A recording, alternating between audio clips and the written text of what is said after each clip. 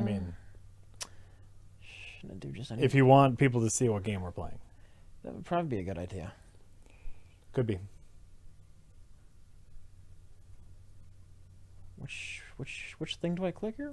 None of those things. No, it's none of those. But where? It's probably way at the bottom. Where? Why? It'd be underneath us. Game Oh, capture. that's right, because we're doing things. Because we're over it. Hey! There we go. All right. All right. There we go. Hello, everybody. Yes, everyone, please take note at our Batman and Catwoman counter, which is still accurate. It's kind of just everything we thought, just even lazier. Yes. More cynical. More like they didn't even pretend. Yeah. They didn't even pretend they were gonna do something. It was just a blatant publicity stunt. Yeah. It was just a blatant publicity stunt. They didn't even pretend it was a story. You know, like back in the day, like when they killed Superman, right? How long did it take Superman to come back? Less than a year. Less than a year, right? It's like, oh, okay, well, here's a big life-changing thing. Superman is dead. Well, we'll undo it. They got two big stories out of it. Yeah. So Superman was dead for a while, but it was only, two story arcs. Yeah, yeah. The death of a friend, the funeral, like, everyone misses Superman. Yeah. And then return of the Superman. Right. And then it was, they told their story, but they told two stories. And nobody thought that was going to last. Right, right. But like now we're getting to the point in comic books where the big event is reversed within the same issue. And by the way, the book is not bad. Like I just read spoilers.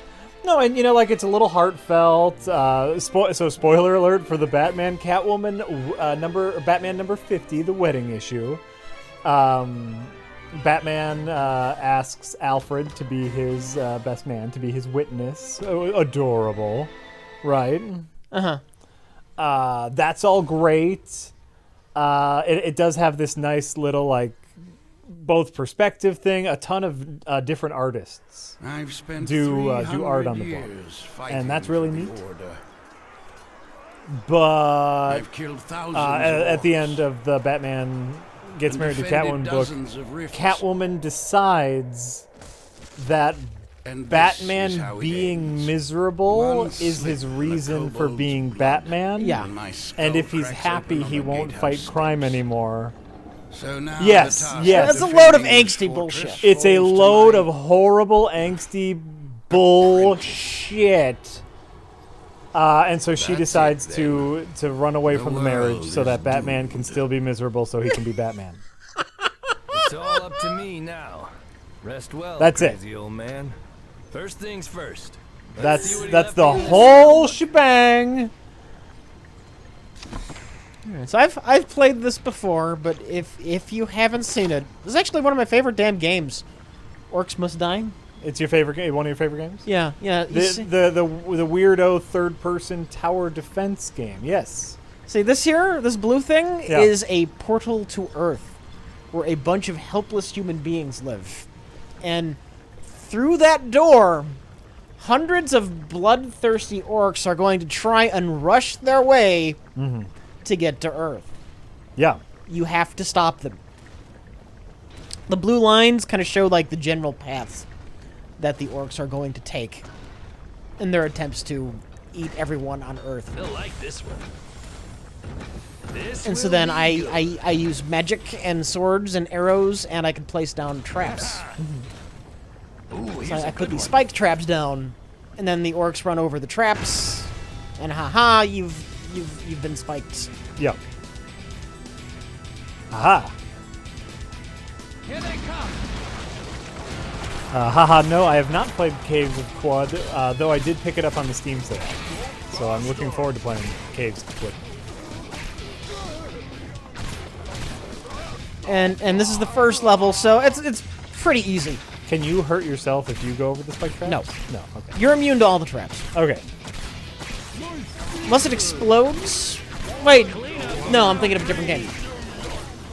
No, you're immune to everything. Okay, you're immune to all your own traps. last thing you'll ever see.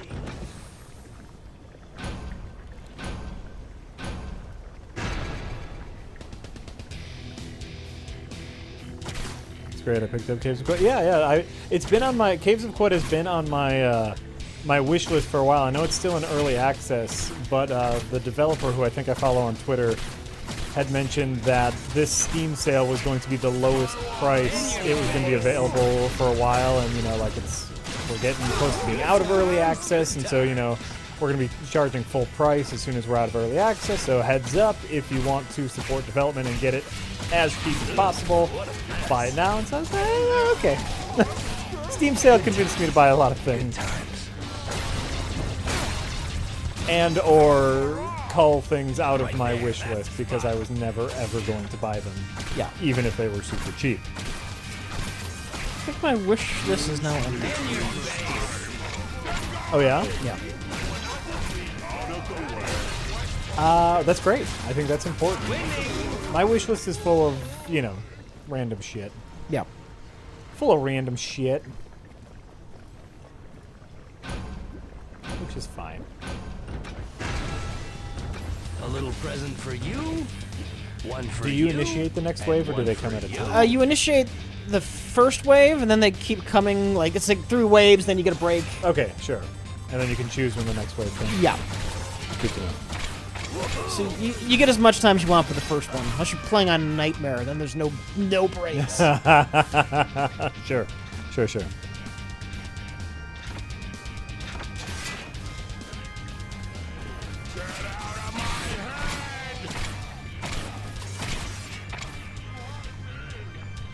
I'm actually seeing Rich Evans. You are. Can the game music / sound go down a bit?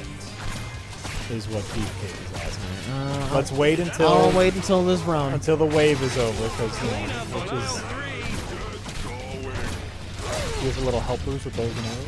Oh yeah. This map they give you a couple free. The intro map, they give you a couple free helpers. Yeah. Yeah. Eventually, it's you can summon them.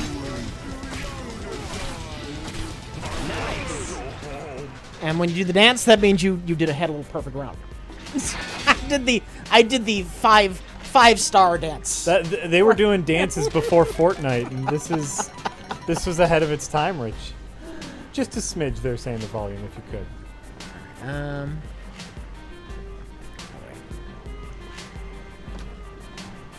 Holding on. Holding on. When did this game come out? Oh, God. 6 years ago? Wow, you went very high pitch. I'm not sure, because I'm not sure. Okay. It's a little bit old at this point. You get this game dirt cheap. Fun as fuck. Mm-hmm. The second one has co-op. Here we go. Oh, perfect. Yeah, and the sound. I think we can do it with low music and normal sound effects, probably. There's a lot of sound effects. Just put the sound down a bit. It's just a schmarge. The sound effects now? Let's try this. Okay. Let's try this. Okay, that's fair. That's fine. Aha!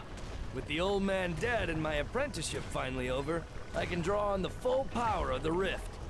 I'll get a new toy to play with every Metal time I House, defend if a you rift. send Rich and I a copy of your comic book, we might read it, I but probably certainly won't. But then, by the way, we might also talk about it, and if we don't like it, then we'll also talk about it. I think someone has sent us comic books before, and I didn't have very nice things to say about it. That has happened, yes.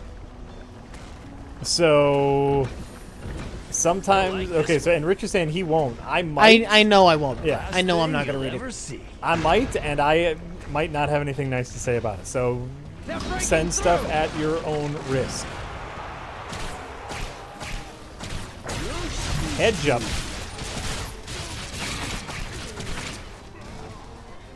I'm off my game. I'm out of practice. That's all right. That's all right. You're still doing a good job. Still doing a good job. Yeah, Orcs Must Die Unchained is the newest one. And That's the free-to-play one. That's some grindy garbage. Like are there microtransactions, pay to win kind of situation? I haven't gotten very deep into. I actually haven't played that one at all. I think I technically own it because it's free to play. Sure. But I've heard nothing but bad things. This'll hurt.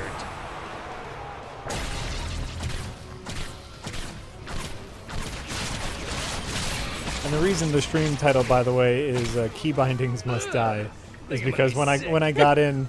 Is that what you call it? When I got into the studio, Rich was a big sourpuss because apparently this game is kind of difficult to set custom keybinds. You have to go out of your way to rebind the keys to your liking. Yeah, it looked like a big pain in the ass. It was. Which is just one of those things. It should be easier to rebind keys. Bum, see Ant-Man 2 yet? I saw Ant-Man 2. Rich Evans, did you see Ant-Man 2? No. Oh. Yeah, not many people care about it, I don't think, because it's Ant-Man 2. Not many people cared about Ant-Man. Here's my tiny review of Ant-Man 2. It's all right. I saw it this afternoon. Oh yeah. Yeah. I had some free time. Took the kids. You know, nothing better to do on a hot summer day than going to an air-conditioned movie theater. You know what I'm saying? I'm stuttering a little bit. Or not. It'll be fine. But that's my review. It's alright.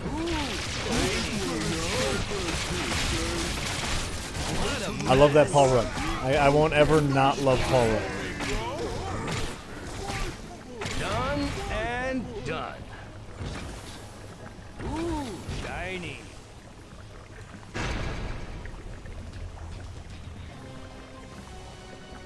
What's the occasion for playing Orcs Must Die? I was in the mood for it. This is one of my favorite games. I love this game. Yeah, no, you play. Sometimes you just play the games you want. Oh yeah, watch out for those guys. Apparently, critics are cracking the shits because they made it look like Wasp was also a lead, but she does nothing. I wouldn't say she does nothing. Actually, I thought this was a really good ensemble movie.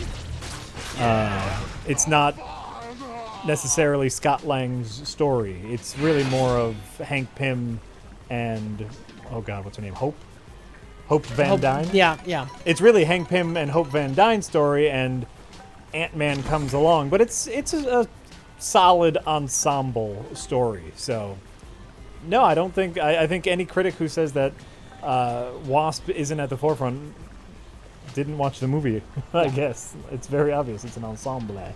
Sorry, go ahead. No, the rating, you get like a 5-star rating. Yeah. Skulls, Yeah. skull rating. That's kind of important because you use that to buy upgrades on the traps you earn. Oh, Point that out. Yeah, no, do it. Point it.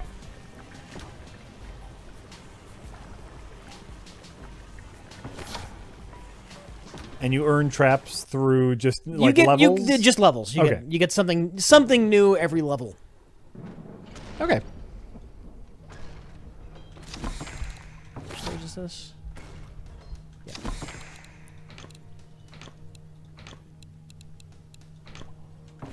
Another day, another fortress, another rift to defend. They always seem to break through the doors.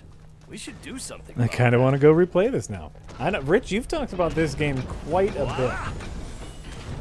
You're kind of in love with this game. I am. I like it's a very unique idea because, you know, like a tower defense game is very basic, but it does have that.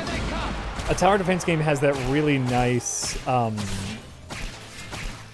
leveling up system. Yeah. You know, like your towers do so much damage, and then by killing enemies, you get more points to make your towers more effective against the stronger enemies. And really nice, classic positive reinforcement, right? And so taking that into a shooter like this is a neat idea. And you're your face. Yes, Ho Potato. This is some kind of hybrid third-person shooter tower defense game. Yes. That's exactly what it is. And it's amazing.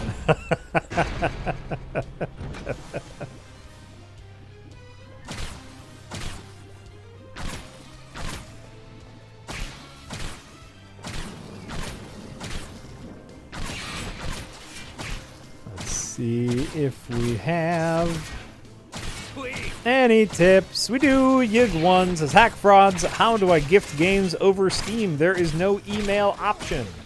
There should be. There used to be an email option to gift your game on Steam. And there should be, and then you email it to us, prereq@redlettermedia.com. Hey, those orcs are shooting back. No fair. That was fun. Ah! Acid! Yeah. Nice! No. Oh, that's fun. Is that a one-time use thing, or you can keep No, that one you can redo. Chandeliers, that's a one-time thing. Oh, sure. That's neat. They took away the email option. I think you have to be friends with the person to gift them now. Oh, yeah. Oh well. Sorry. And I know both Rich and I's friend list is very full. If there's a way you can get like the activation code, then you could email us just that. But I mean, I don't know how it works, man. I ain't no Steamologist. That's the thing. That's a total thing. Someone who is an expert on all things Steam, a professor of Steamerology.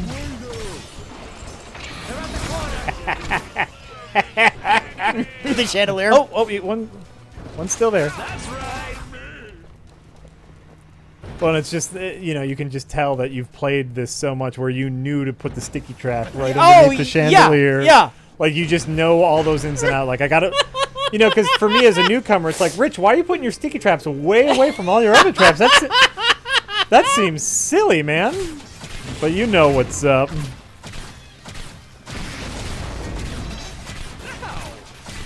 Great.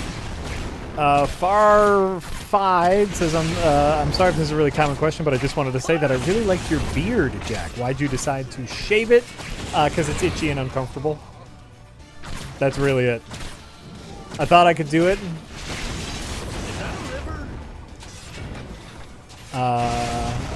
I've had a much larger beard, and I have no idea how I ever dealt with it in the past. Yeah. Because I used to have a really massive beard, like, down to my chest beard. And I had it for quite some time. And when I try growing it now, I get maybe like, I think the last time I tried to grow it, I got like 3 weeks of growth and just wanted to rip my fucking face off. You lost the beard when at the same time you shaved the head, right? They go hand in hand? Yeah, pretty close. Yeah, just a total hair removal. Yeah. Total hair removal. I think first I tried keeping the beard and just buzzing my hair, but that didn't seem right.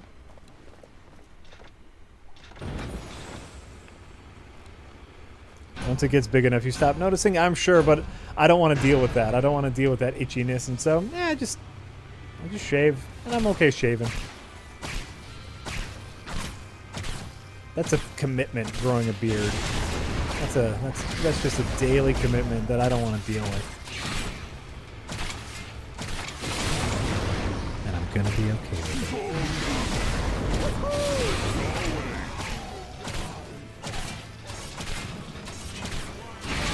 Consider a Tom Selleck mustache. I can guarantee you that would be vetoed immediately by my wife. She's not a mustache fan? She is not a mustache fan. But she dealt with the beard. She did deal with the beard. She knew it was important to me, I guess. But I think if I tried to grow just a mustache, she would shut that down immediately. Which I'd be okay with. I think also it would make me look really weird. Bald head, big old mustache.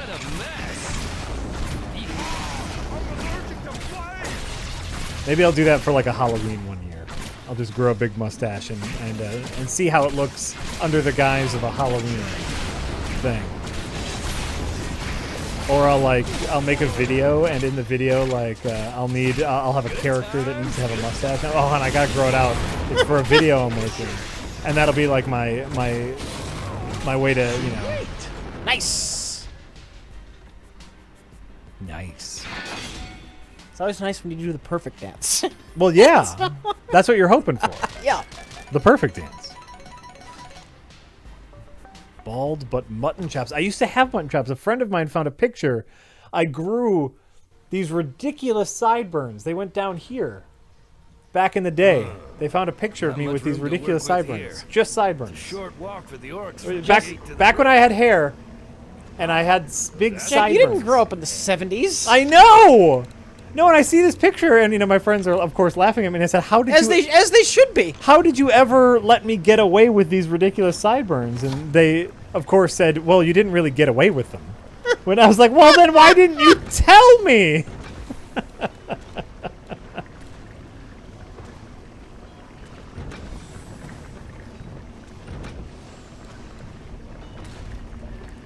Jack, you could look like an old-timey boxer. There you go. That would be great. They're breaking through. So what do we do with the Batman Catwoman marriage counter now? I'm assuming he just has to go. Yeah, it's just gonna go. I thought we'd leave it up at least for this stream, just to talk about the joke. But yeah, it'll just go. Unfortunately. How can anybody take any relationship in a comic book seriously? Like, it's all doomed to failure. Well, every love interest in a comic book?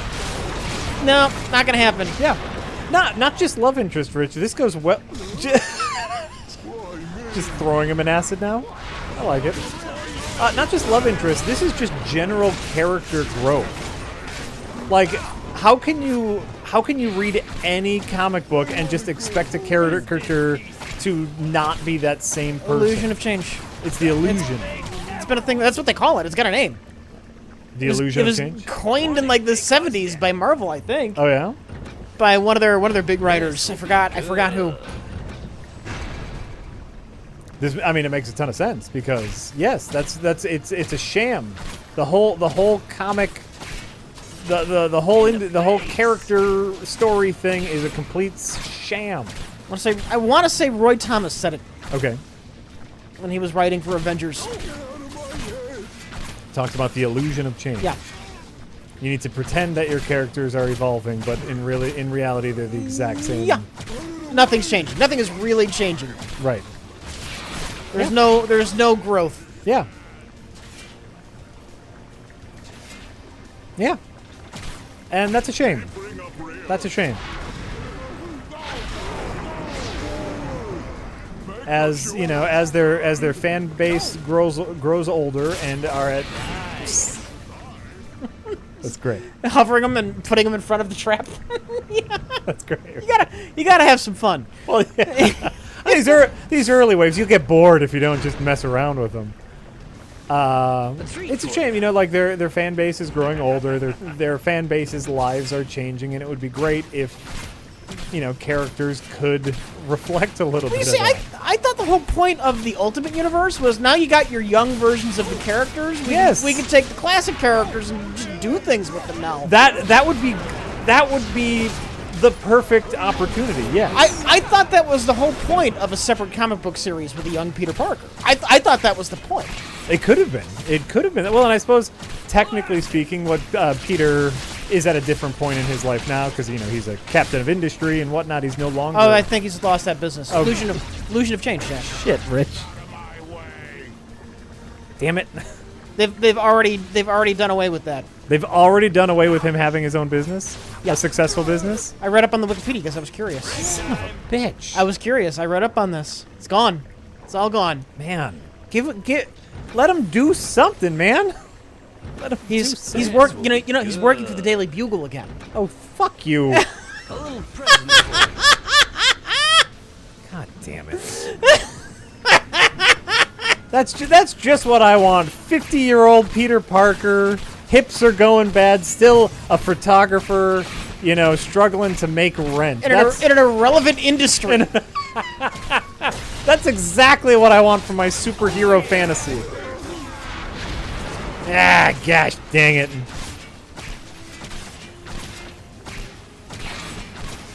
Gosh, dang it.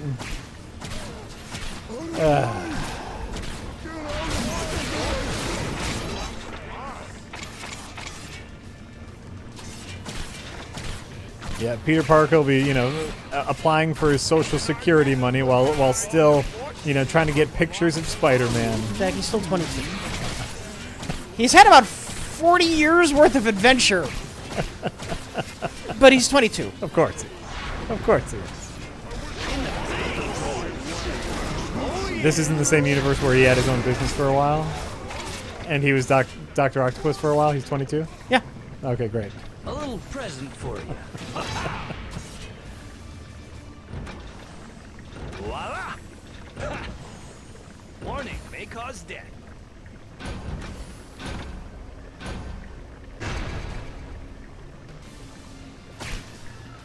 Peter Parker has to always be a struggling motherfucker. Yes, that's why I say fuck you to most Marvel comics. See, this is why the Ultimate Universe is a waste, though.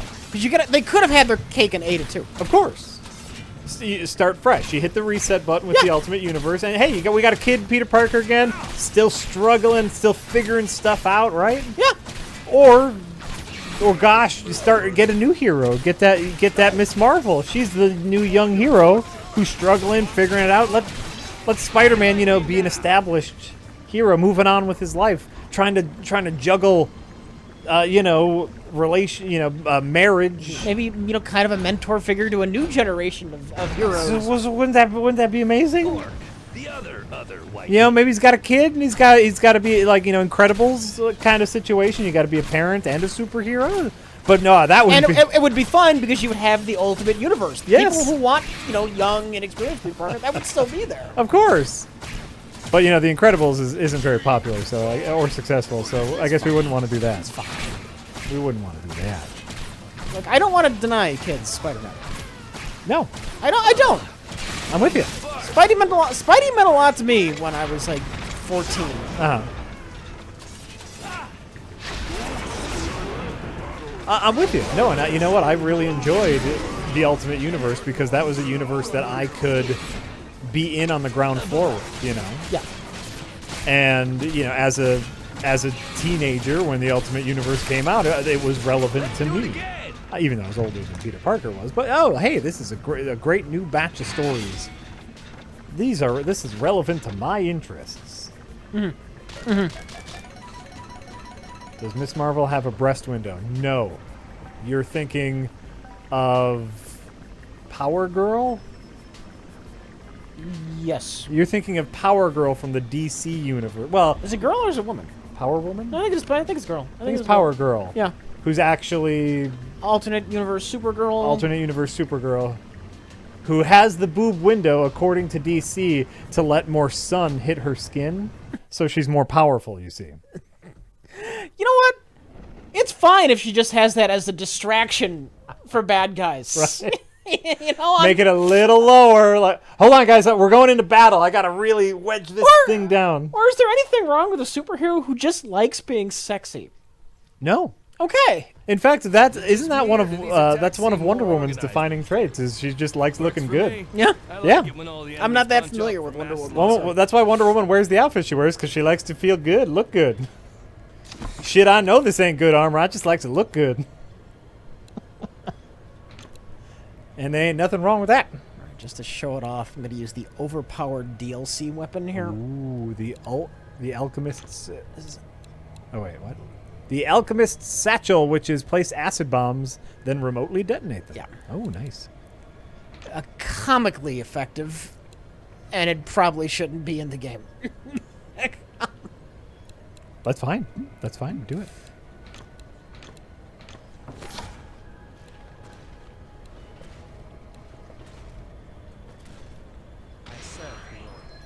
Do what you gotta do, Rich. Do what you gotta do. Tired and Sad says, what are your guys' thoughts on the greenlit standalone Joker film starring Joaquin Phoenix? Is this the first major sign they're disbanding the DCEU? Dog-sized vermin with a 2-week breeding cycle? Wow. I don't have any thoughts. I have no thoughts. Joaquin Phoenix. You know what? Here's what I'll say. Joaquin Phoenix is a fine actor. Yeah. I think he's a good actor, and he's been good in many things. That's literally my own thought because we don't know anything yet. Oh wait, I was gonna show you. Oh Jesus Christ! Yeah, it just melts enemies. it's relatively cheap. It just melts everyone in a wide area. That's a cool bomb though. How many do you get of them? Did you get infinite of them? Yeah. Oh my god. Well, your magic has to recharge before you can use them too much. Yeah, that's ridiculous. That's ridiculously overpowered. Okay, I already got more. Oh, well then. Then you're fine.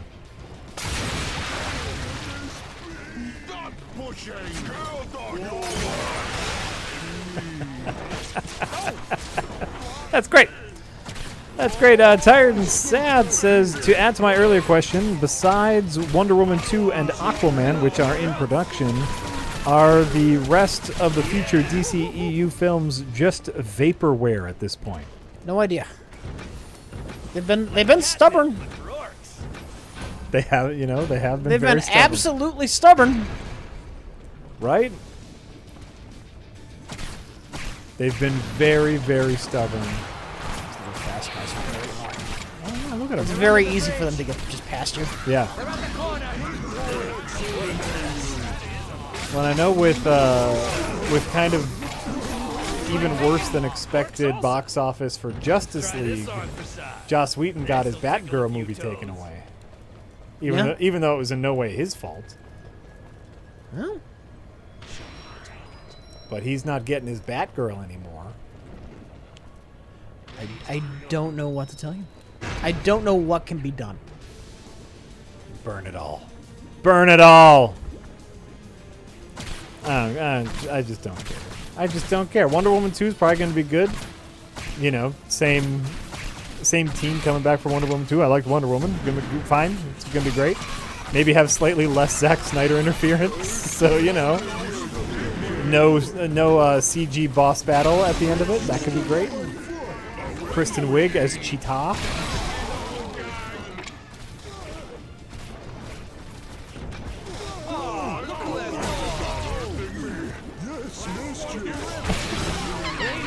Yeah. Yeah, you're just showing off at this point. Oh, me? Yeah. Place the bomb. Now I'm just going to wait for more people. Yeah! It's great. Those bombs cost money! No, Professor Carr. Joss Whedon isn't a creeper. He's just an adulterer. That doesn't necessarily make him a creeper, just unfaithful to his He had wife. consensual sex just with somebody other than his wife. Right. Very, very different.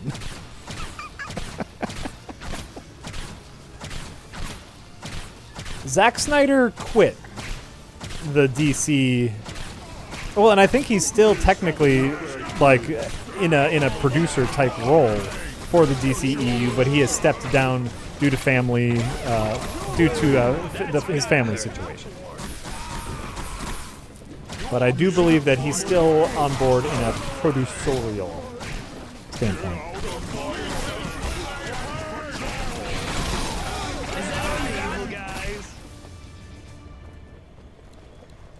More archers. More archers. Hurry up, you fuck.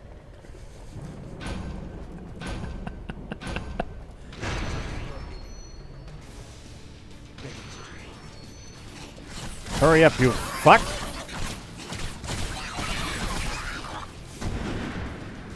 Zack Snyder was quitted. He stepped down. DC accepted his resignation. Whether he tendered his resignation is yet to be found. But DC certainly accepted his resignation.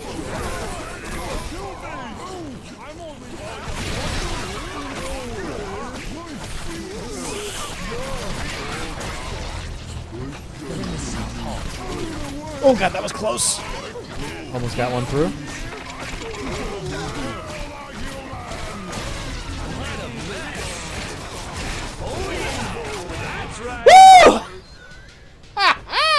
fucked that one up. What happened?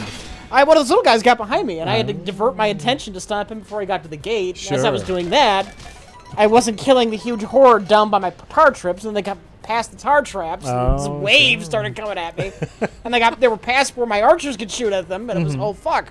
And then it was oh fuck. It very quickly became oh fuck.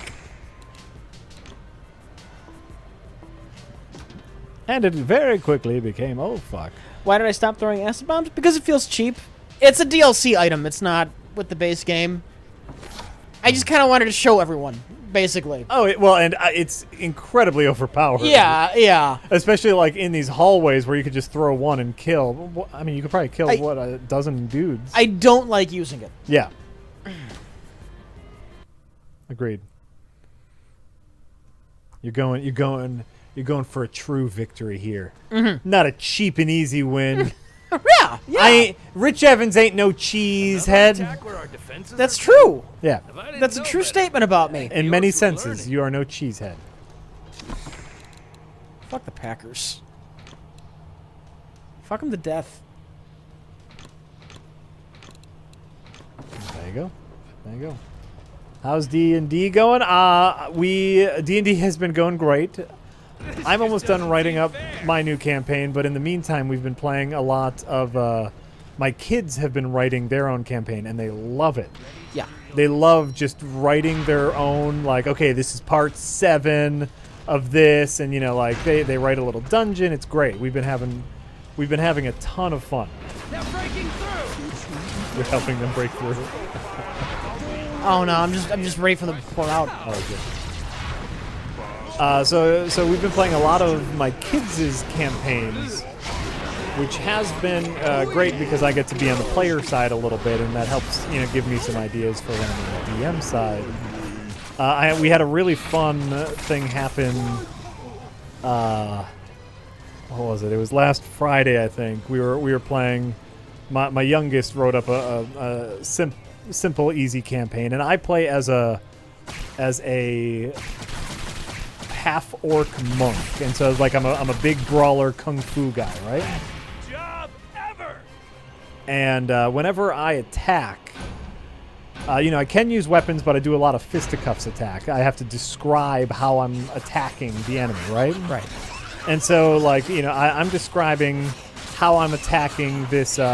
We were fighting robots because, of course, we're like, why not, right? Oh my god.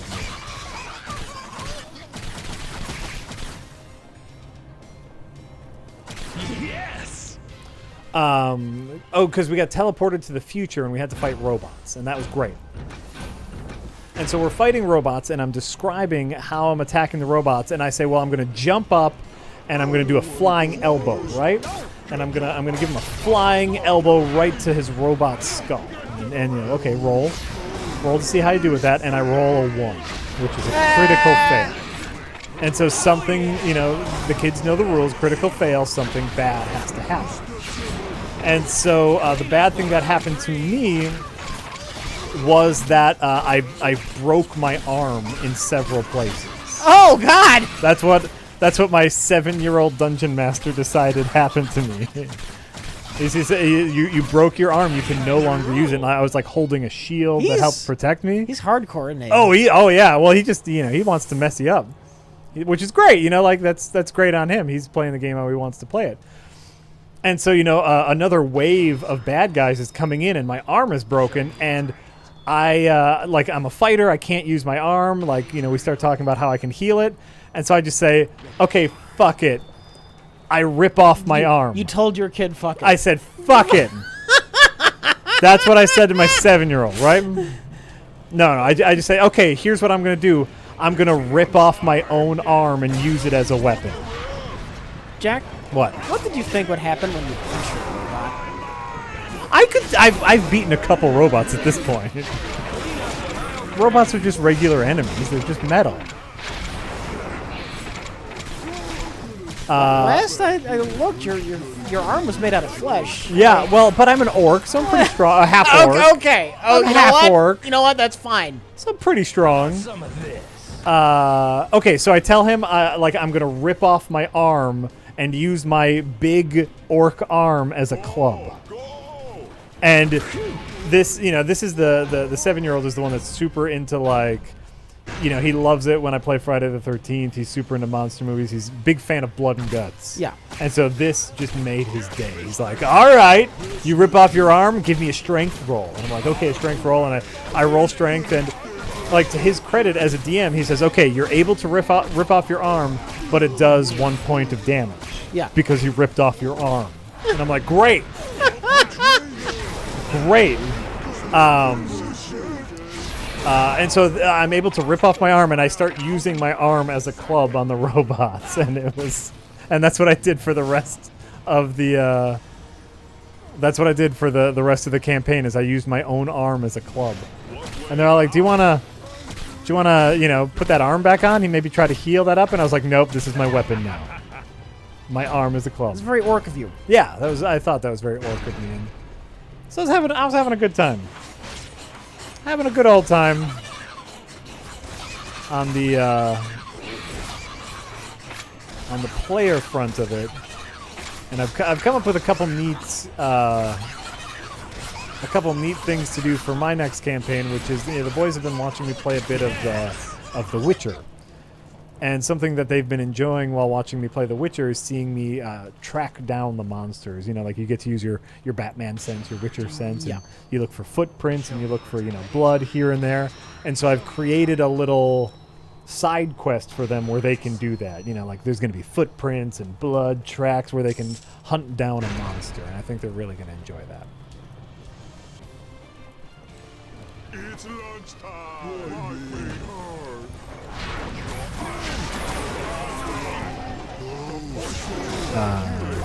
Jack sounds like a nerd. Yeah, I do. Wow, I wonder why that is. I wonder why Jack sounds like a nerd. It's who knows, Rich. Good time.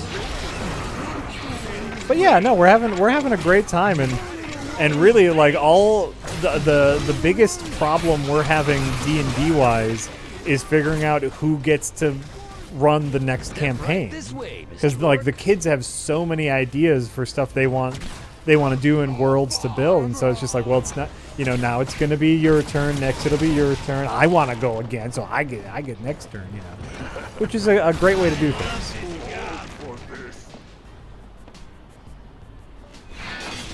This game has me thinking, is there a Home Alone themed tower defense game? That would be great. That would be great. Some artificial intelligence oh, no, you know what? Home Alone Battle Royale style. You have one, or online multiplayer, like 1 versus 4. One person who sets up the traps in the house, and then like 4 burglars who try to break in the house to get the treasure. And then, you have your Kevin McAllister setting up the traps, springing traps, and improvising as they go. You get a BB gun. Yeah. So you mean asymmetrical multiplayer game? Ooh, that's a better way to put it. Yeah. Well, you spin it Battle Royale because that's how you get someone to make it, because that's what's popular. Oh, I got it, Rich. Yeah. Micro Battle Royale. That's what we call it. Okay. You know what? That's fine. Twin Halls. Micro Battle Royale, because that's how you get it published, or no one's gonna take you seriously unless you use the right buzzwords. But yeah, that could be a lot of fun. A Home Alone themed game like this, where you have different traps you set up, and then other people try to break in the house to get at the treasure, the money, thieves. Yeah.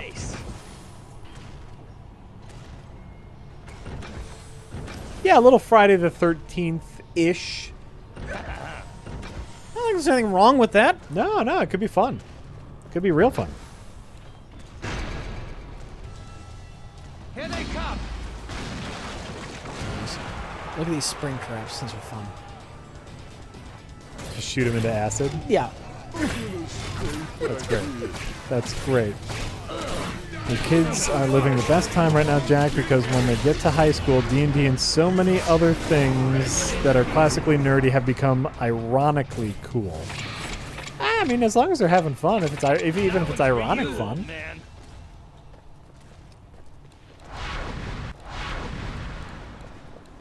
Oh, shit. What happened? Nothing. I'm just dumb. I forgot to block this side off. It's just gonna come to bite me in the ass. Okay, there you go.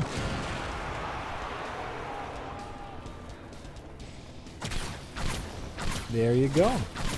Yeah, well, we have a couple other friends that we're trying to get into the whole D&D thing, just so, like the kids can have other kids to play with, and so they can start their own thing. Because that's the real hope with, anything parent-wise is give them the tools and have them go off on their own. Sweet. What happened? I'm just running. Oh, okay. They need at least one path to get to the rift, but otherwise they don't break them down. If you completely block off the rift, they'll just start knocking all of your barricades down. Right. But if you can barricade But I want to barricade one side so you only have to worry about defending one end. Of course. Jack, speaking of non-digital games, did you see that Edmund McMillen is doing a 4-player card game based on Isaac that he's kickstarting? Not only have I seen it, apparently enough people have seen it. It's raised over $1 million at this point. It's doing fantastic. I, of course, backed the Kickstarter. We're going to try to see if we can get Edmund on the stream again so he can talk about the game. We're going to try to schedule something with him, which would be really neat. I'm super excited to play the card game. That's gonna leave a mark. Hopefully, it brings the same amount of joy and replayability that the video game has given me. It's called Binding of Isaac 4 Souls. And I think you can go to 4souls.com. Someone give me the correct URL and learn all about the game. It's being kickstarted now. The Kickstarter is still going for like a week and a half, maybe 2 weeks. So That's a surprise. Since when do orcs it's doing great. It's going to be back to... It looks really neat, and they keep adding new stuff, new tiers, and new things. They're in the East Hall.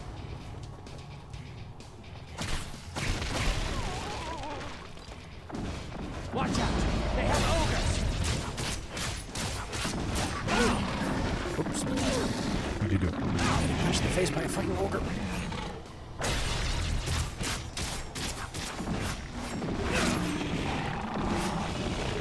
That's not it.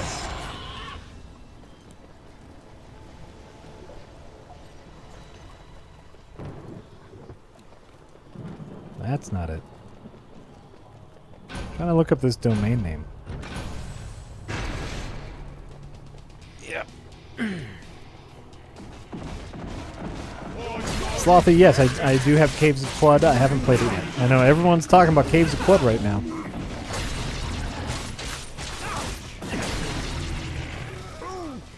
Gibbed for pleasure. They're in the West Hall. I'm not doing fantastic. You're not doing fantastic. I'm not on my A game. I'm on my B game. Well, there you go. Yes. Will I stream what? Caves of Quad? Yeah, as soon as I know how to play it, I'll stream it. It's going to take a little bit for me to, just figure out how to play it.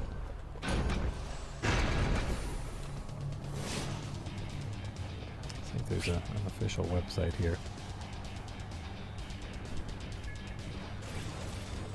Can I get parking validated? Oh, look who has no arm. I hope I'm pronouncing Quad right. That's how I pronounce it. Caves of Quad.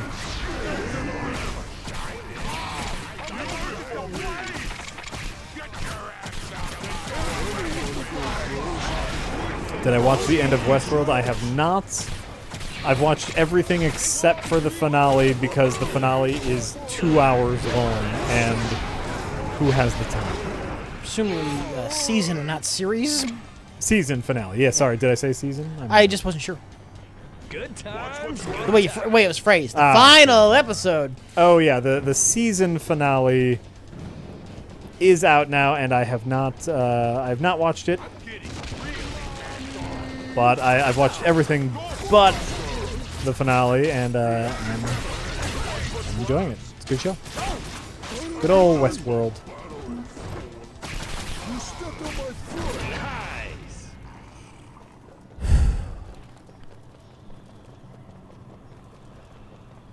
One of these days I'll be able to watch it. We've been going through the Jurassic Park movies with the kids. Na na na na na. And that's been our priority number one, is just watching as many Jurassic Park movies as we can. Well, you just watched the first one and stop. Because the children being the children, they liked the second one a little more because more people got eaten. Yeah. And the second one, I mean, it's bad.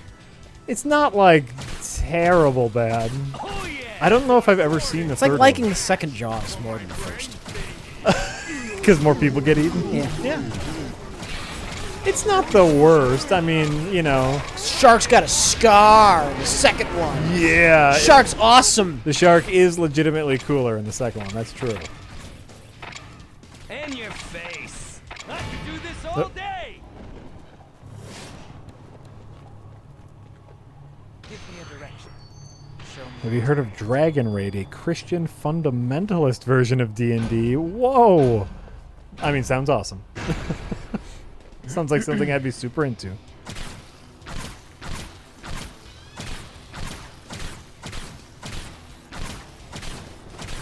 Second one goes fully dumb when the gymnastics starts. I'd argue it goes fully dumb before the gymnastics. Second one goes fully dumb when apparently Jeff Goldblum decided not to care. He's phoning it in through the entire movie. Does having a second island particularly make sense? Maybe. The way it's presented in the movie, at least, is one island to make them, and then one island to show them off. Just you do it on the same island. You get a big island. I mean, it makes sense. Like you don't prepare the food in the dining room. You got a kitchen in the dining room. you have a separate section of the island. It seems really expensive to run 2 dinosaur islands. One you're not making any ticket sales off of. That just seems wasteful. I mean, you're talking about someone who has enough money to buy an island in the first place. I think, but at that point, why not buy a second one? Bad for the orcs, except not really. It's the last time late.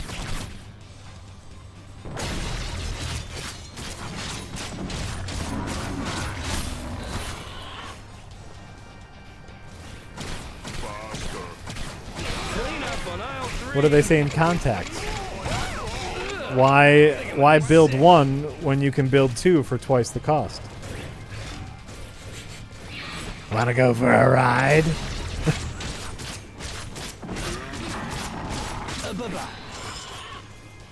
So your strategy of walling off one entrance. Yeah. What a mess. Are we gonna consider that cheese?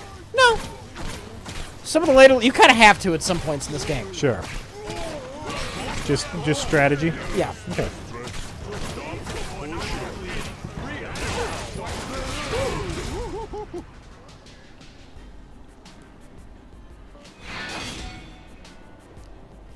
Contacts started off really strong, man. I like a lot of Contact. I think we've talked about Contact before.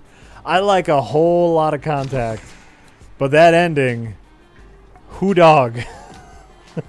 The end of your wonderful science fiction movie is sometimes you gotta have faith. You have the man who wrote that Yeah. Carl Sagan was trying to appeal to people who have faith and make science appealing to them rather than the enemy that needs to be destroyed. Yes. I'm sure it was done very deliberately. You know. Oh, I'm sure it was. I'm just saying, narratively, as a movie experience, it doesn't flow. It does this.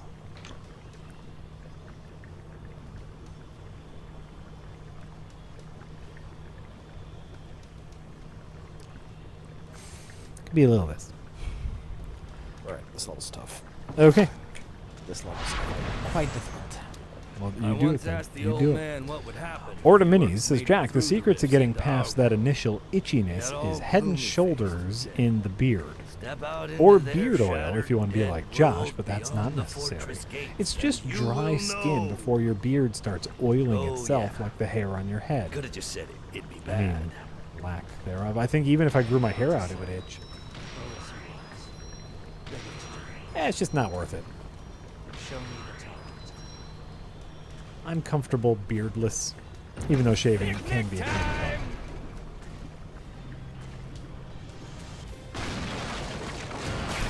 Carl Sagan was a very spiritual man who believed science unlocked the mysteries of creation. Also, the ending worked a lot better as a book. That I could see. I want to go home. That I could see. Yeah. Oh, that reminds me. Speaking of a book, I have a very important question to ask everyone, and we'll talk to Rich about this as soon as this level is over because this is a very intense level. But the chat, remember later to talk about Kevin Costner. Remember that for later. That's gonna be my cliffhanger for you. What do we got here? We got Gobbledygooks, who says, thinking of buying Octopath Traveler Collector Edition for the Switch. Heard of it? Do you guys have any Collector Edition anythings, or anything you've sold for more than you paid? The Collector's Edition of DC Universe Online for the PS3 is on eBay for $80. You fucks. I don't sell much of anything. Down below. Yeah. They're breaking through. Yeah, you're a holder honor. I will sell anything if I think I'm done with it. There's a few things that I won't part with in fear that I will never have a better version of. Like, a movie that's very important to me is Clerks. I think I have 3 different versions of Clerks in my DVD collection. That was fun. Because, just in case I want to watch that one version that has that one cut on it.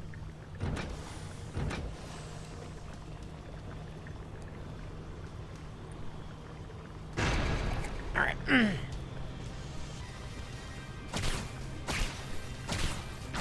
Clean up on aisle 3.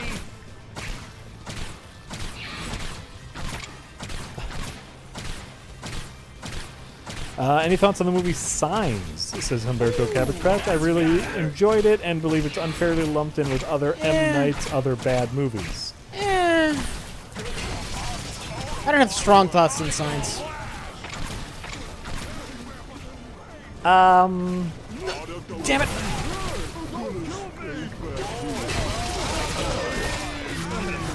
I just think it kind of shits the bed. I think it's really strong, like all of M. Night's movies. It starts off really strong visually, and we have a super neat mystery and this creepy unknown entity, and then as soon as we know the entity, we get all the information and it's dealt with really easily, and it was a really just unsatisfying ending for me. So. Set it and forget it.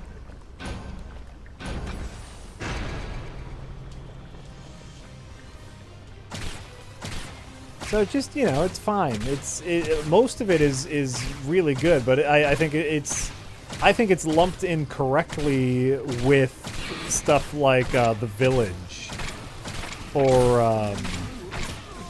what was the Earth one? What was the Mark Wahlberg movie? Nice. God damn it, I forget what it's called. Lady in the Water? Oh no, not Lady in the Water. The Mark Wahlberg one where the Earth is trying to kill everyone. Oh god, what is that movie called? The Happening. Thank you, Chad. The Happening, where you know, like M. Night has such a strong eye for filmmaking. He's really good at visual storytelling and you know, doling out information in slow bursts. But then he feels this need, like with his first successful movie, to lump in this twist at the end that'll explain everything, and it kind of messes up the beauty of the rest of his movie. And I think he's kind of learned his lesson. I think shit, what was his new movie called? I'm gonna forget all the stuff. What was his new movie called? Chat, you're gonna know it. You're gonna say it. Split. You're on it. Like Split, I think had that same bad quality to it, where like it's a very strong visual story and a really interesting premise, but then at the end, the thing with Split though is it's just a tiny turd.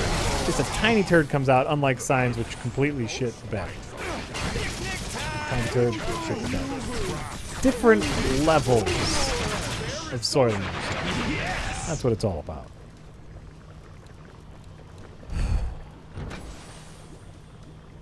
Sometimes No, Split was not bad at all. It got a little, without trying not to spoil.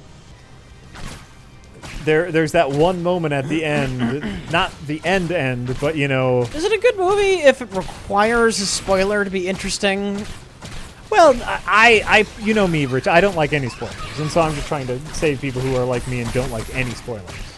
Even if the movie doesn't require, like Ant-Man, like there's no spoilers to Ant-Man, but I just like going into movies without knowing anything personally. That's just a preference. There was a recent Peter Gunn quote, probably on the Twitster, that Peter Gunn. Yeah. Who's Peter Gunn? What's the Guardians of the Galaxy guy? James Gunn. James Gunn, thank you. Peter Gunn's the old TV show. Okay, James Gunn was talking. If a spoiler ruins your movie, then you made a bad movie. I can see that. I'm fine with that. It's my personal preference to go into a movie with as little information as possible. I could be down with that. Split was good. James McAvoy is great, and Anya Taylor-Thomas is what I want to say her name is, the lady from The Witch, is fantastic, and she needs a... There should be an Academy Award just for reaction shots, because anytime you cut to her face, it was brilliant, and she did a great job.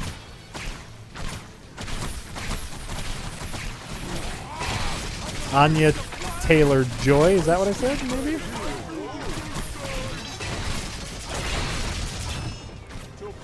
But the point is, Split is mostly really good. I liked a lot of Split. There was one slightly eye-rolly moment near the end, but other than that, I thought it was a good movie. And really, Don't kill my fucking archers. For me, most of Split was spoiled before I saw it. Yeah. The main premise of Split was spoiled before I saw it, and I still enjoyed it. Even though I would have, looking back, I think I would have enjoyed it more had I not known the spoiler. But yeah, no, and I know Glass is supposed to be coming out. We get James McAvoy, we get Samuel L. Jackson, we get Bruce Willis back. I like Unbreakable. That's a good movie. That's a quality movie. Unbreakable.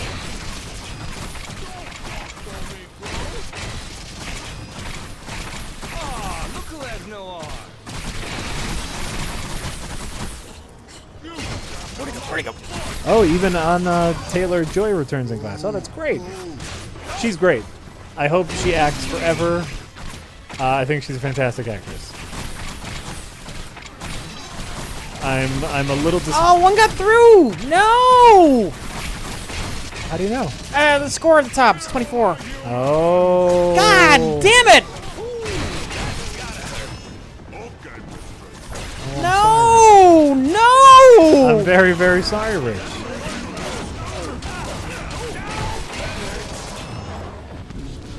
Ruined. Ruined. Ruined. Everything's ruined.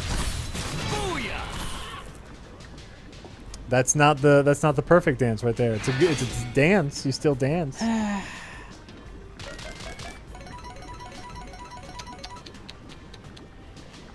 damn it. They're trying to get you to save scum if you can.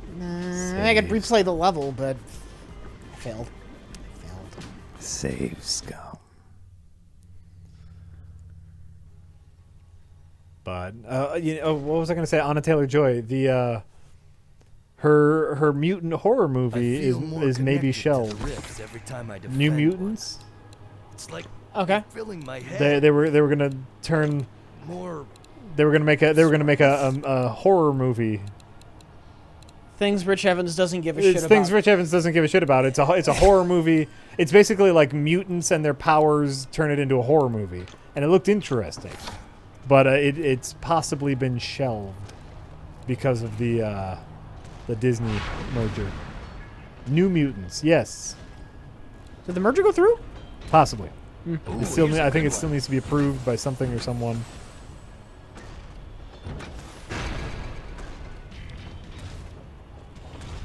And that's too bad because that actually looked like an interesting movie.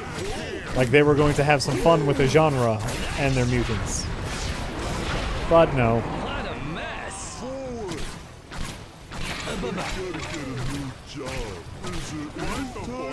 They didn't officially shelved it. Things are being considered and like reorganized while the merger happens, which many people believe means that it's being shelved.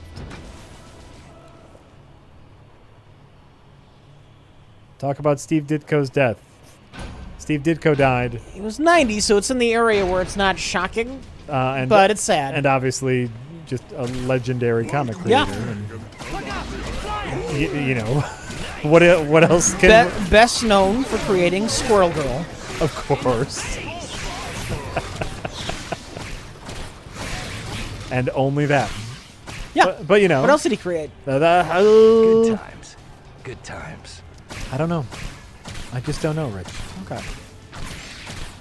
He might... See, I was thinking you would say Spider-Man, and I would go, what? Oh, and I kept... like, I was delaying to think of another really minor character. Oh, okay. Mr. A. Right, something like that. Like he did... Oh, Fucking Dove. He did an early draft of Cyclops. Drew him completely wrong, though. Gave him 2 eyes. It was I just could not think of another minor character in time, so I ruined the joke. Basically. I've heard the original Kirby design for Spider-Man was weird. He had like a web gun. Oh, yeah? Yeah. I like it. Ooh, Patsy Walker. Like, that would have been the perfect answer, Gino Suave. It's like, well, like a lot of people know he created Squirrel Girl, but did you know he created Patsy Walker? Like, that would have been the perfect one 5 minutes ago. Just edit that together like I just said it.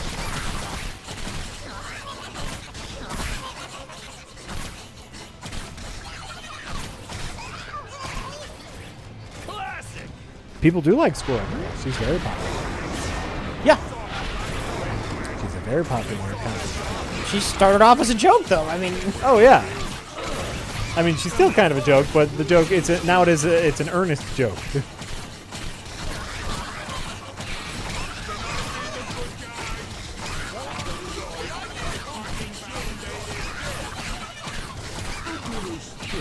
who the fuck is Patsy Walker? She's Hellcat, That's right. a.k.a. Jessica Jones's friend in Jessica Jones.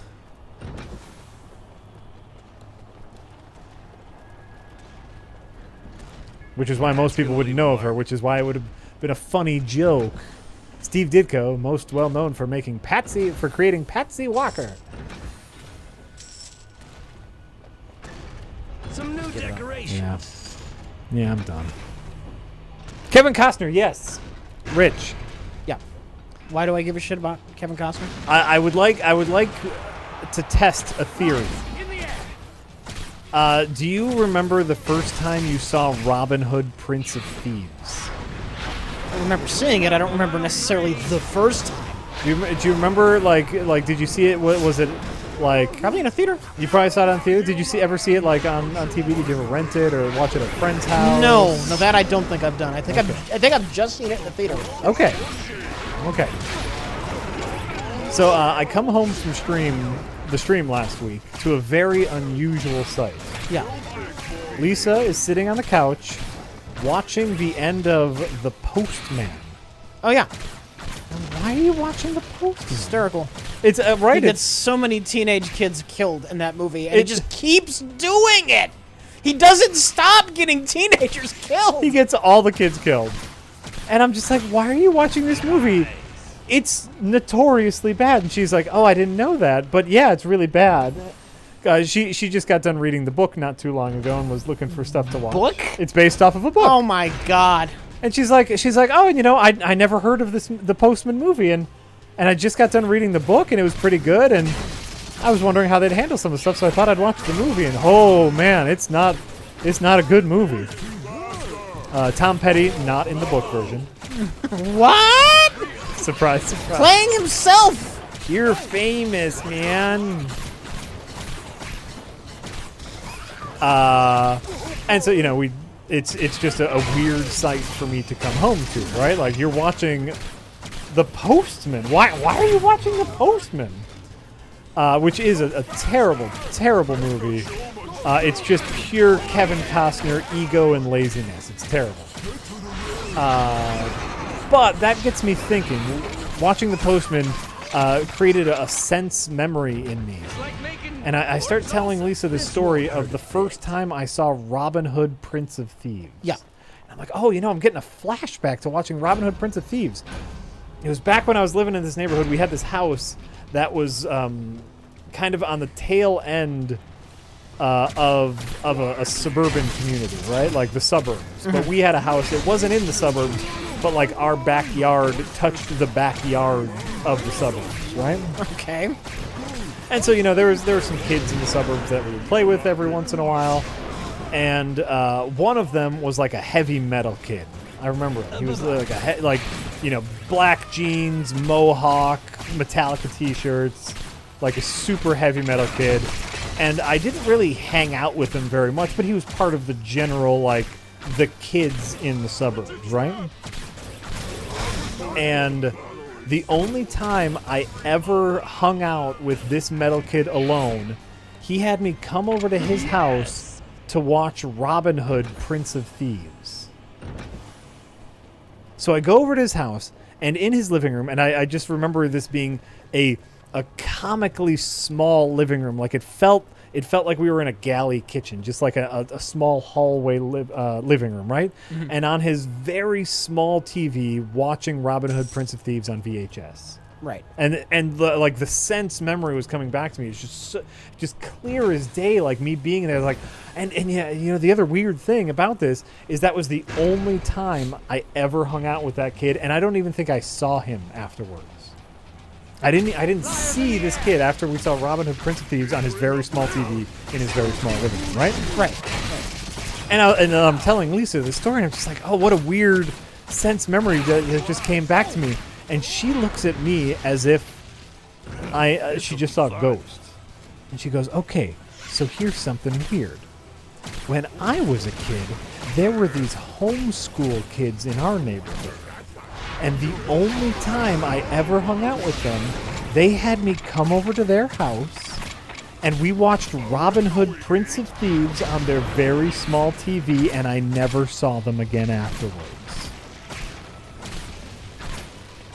And so it was this exact same situation happening completely separate from it. This was, a decade before Lisa and I would meet. This is years before Lisa and I would meet. Same situation or same people? The same situation. Different people in all cases, but the exact same situation. The only time we ever hung out with these kids we would never hang out with was watching Robin Hood, Prince of Thieves. That settles it, Jack. God, it's real.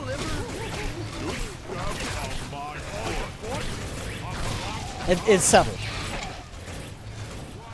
Checkmate, atheists.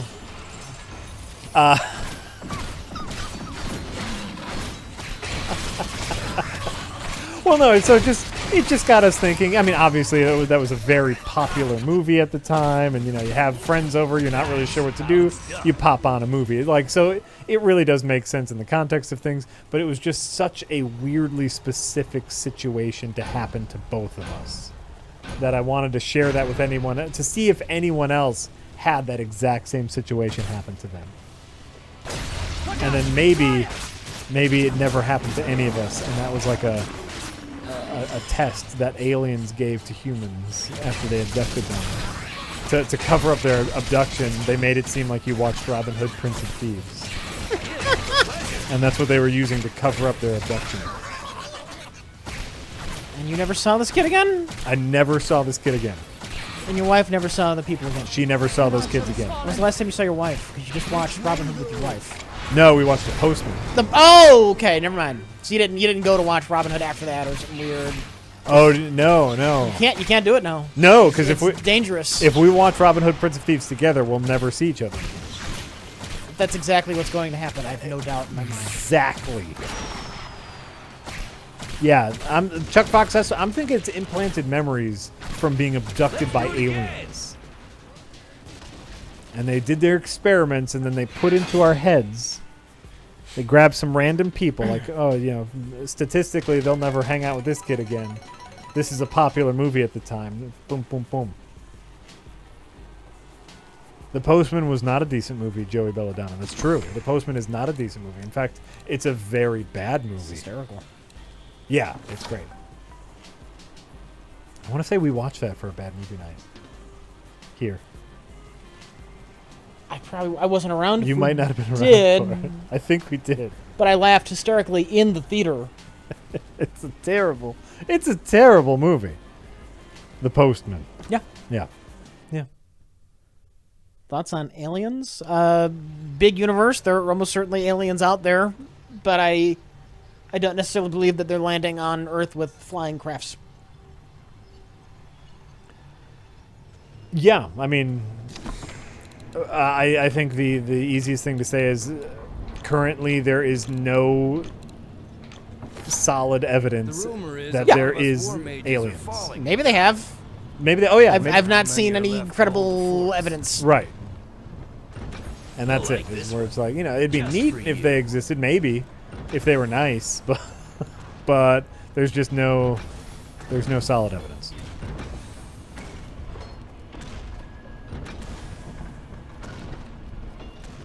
Oh, fuck, I almost made it big. I've never seen Waterworld, but I've seen the stunt show at Universal Studios twice. Waterworld's a good movie. I like Waterworld. I'm gonna straight up defend Waterworld. Jack, you can do whatever the fuck you want. It's, you know what? It's a bit of schlock, but fun. Just a fun, dumb movie, man. Nice sci-fi-y premise. I like it. I'll defend Waterworld. Dry land is not a myth. Yeah. That's my Waterworld t-shirt.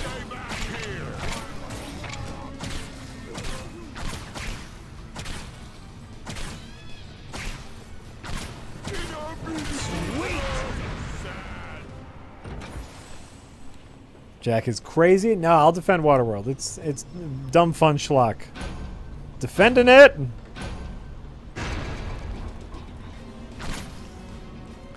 Tired and Sad said, Jack, I've started watching the Fargo TV series. Seasons 1 and 2 are absolutely perfect and wonderful. Season 3's villain, though, is too omnipotent and powerful for an otherwise realistic show. Sure. What villain? What show? Fargo. Have you seen any of the Fargo? No. Omnipotent villain in Fargo? No, he's a very competent villain. There's a villain in Fargo season 3 that is competent to the point of being unrealistic. I have high standards for the word omnipotent. That word means something. God damn it. Well, he's a villain who has his shit together so much where you might even call it omnipotent. You know what I'm saying? Okay. Oh, it's Batman's I've planned for everything kind of situation. But I mean, they're all still. I think Fargo's. I think all 3 seasons are very good overall, but I would rank them in order of seasons. Season 1 is the best. Season 2 is pretty good. Season 3 is pretty good, but not as good as season 1 and season 2. Oh yeah. So that's how I would rank Fargo, in my opinion.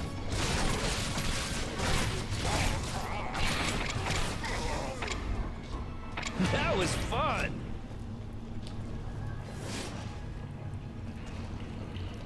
Ewan McGregor is the best parts of season 3. I mean, he's a fantastic actor, absolutely. Absolutely. Sometimes I almost feel bad for the orcs. Except, not really.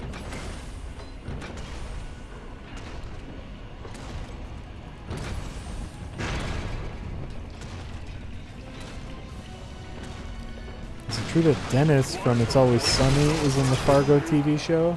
Not Dennis, Mac. Mac is in the Fargo TV show. He's in season 3, actually. That just happened. Step right this way, Mr. Orc. Yep, Key and Peele were in season 1. Oh, is Dennis in season 2? Oh, you're saying Dennis is in season 1. I don't necessarily remember that.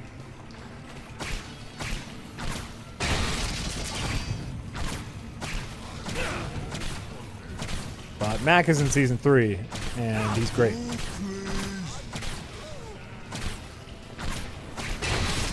Do you like Fargo because you're from the upper Midwest? No.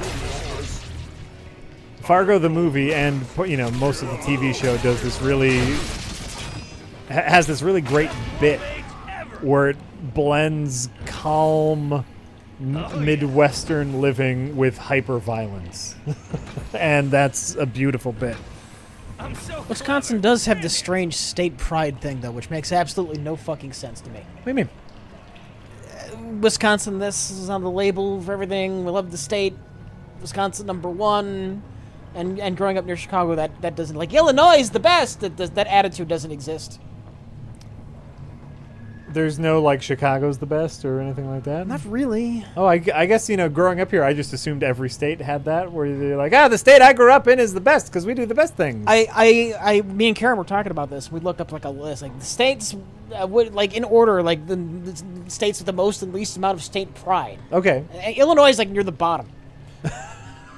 Okay. And Wisconsin, because I'm used to, like, no state pride, it's actually somewhere in the middle. Oh, okay. Oh. That is really weird to me. I'd assume, it's just a fucking place you live. I'd assume New York is, like, #1. Or Boston. No. New York or Boston. No, I'll tell you what's #1. What's number? Texas. Oh, you're right. Oh, I didn't even think about it because it's such a joke. I don't remember what officially it is, but I'll bet you it was Texas. Yep.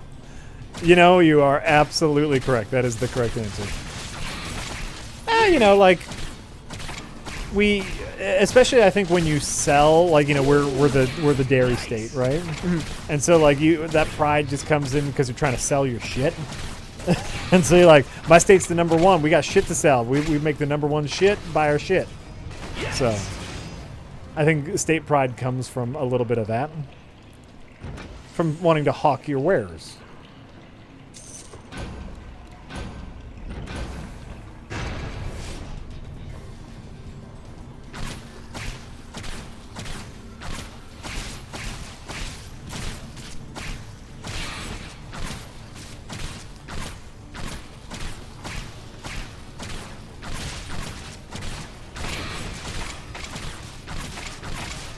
Wisconsin. We're not Minnesota. You know, we got cheese. We got cheese and beer, and we're very proud of that. But really, we're proud of that because we want you to buy our cheese and beer, which is very tasty. Both of them.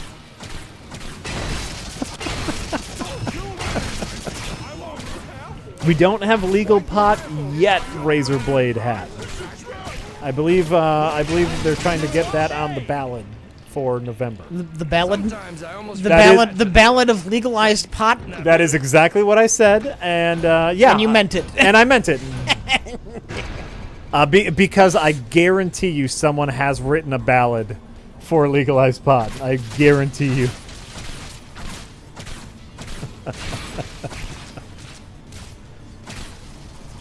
Does Wisconsin border Canada? A bit, yeah. The upper bit of one of the lakes is blocking our way to Canada, but there's a bit of us that touches Canada, yeah.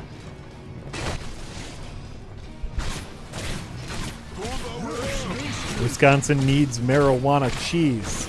Once you put it that way, see, you should be doing the selling of this ballot initiative. That kind of rule.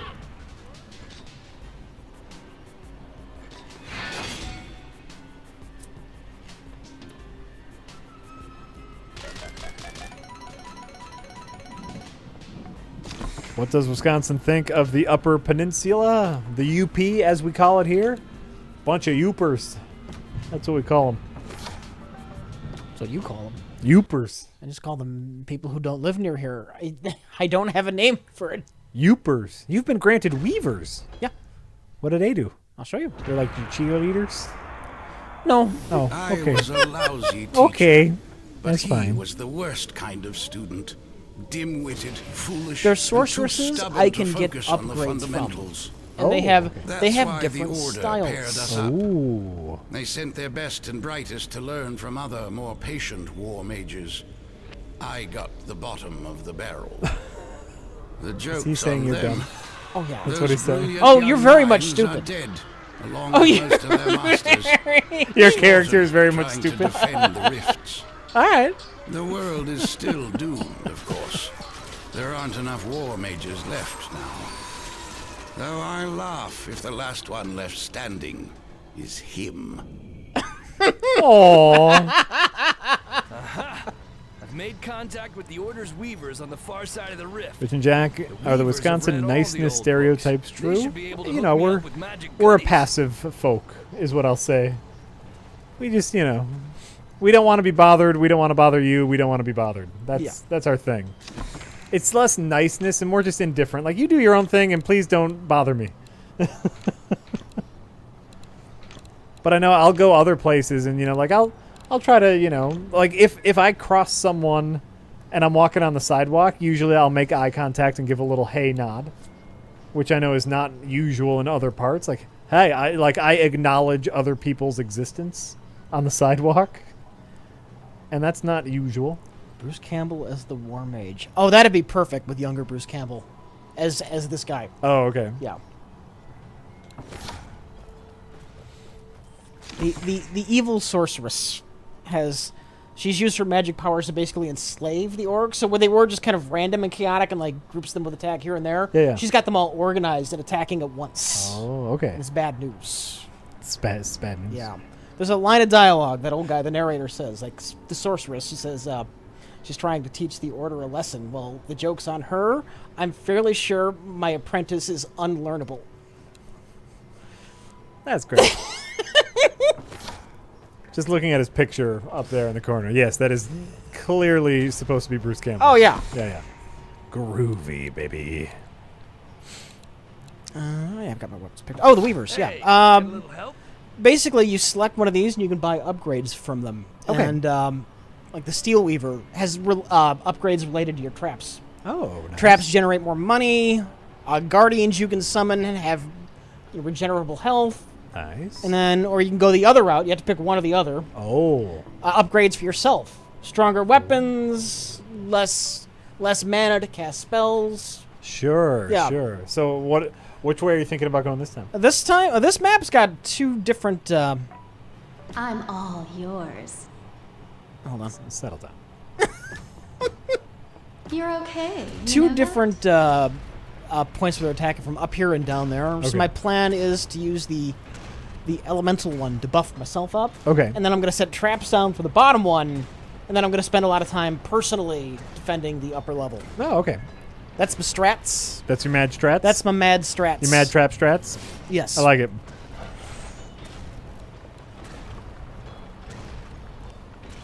Traps are just so cool. Set it and forget it. What a dink. Yeah, I know. Traps are just so cool. I'm gonna go see if there's any water here. Yeah, you go do that. You go do that. I'm going to shoot some, Get your trap. I'm going to shoot some people in the head is what I'm going to do.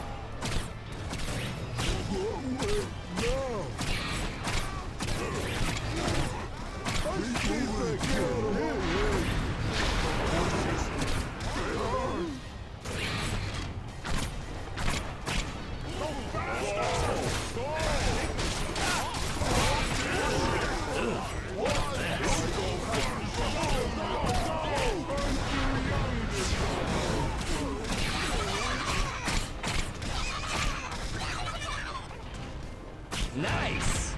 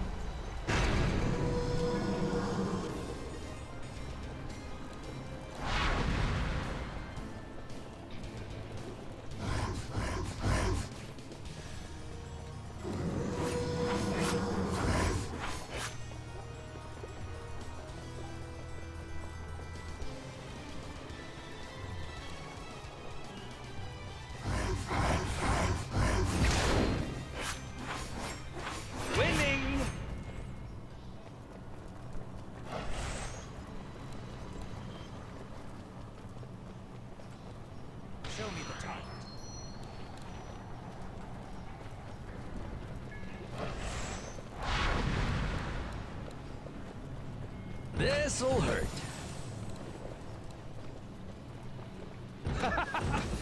This'll hurt.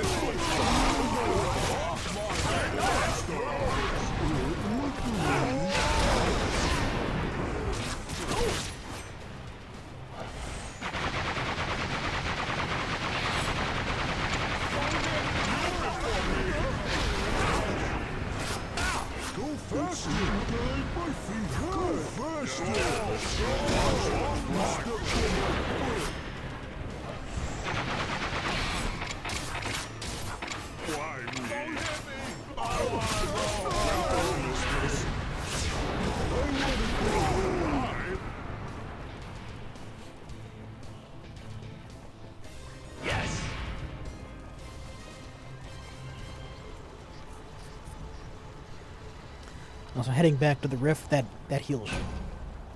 That's why I keep running back there.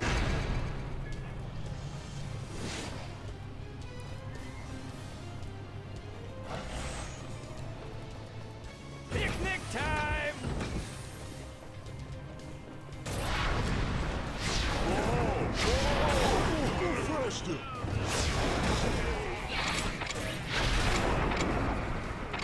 Couldn't find any water. This so I had to get a beer. I'm very fucking sorry. You had to get a beer. Had.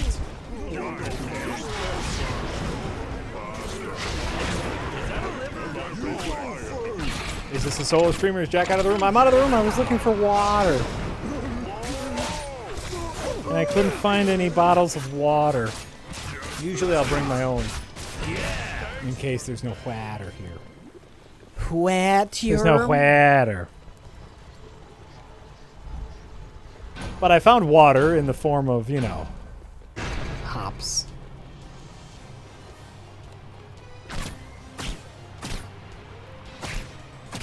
Wise Origin?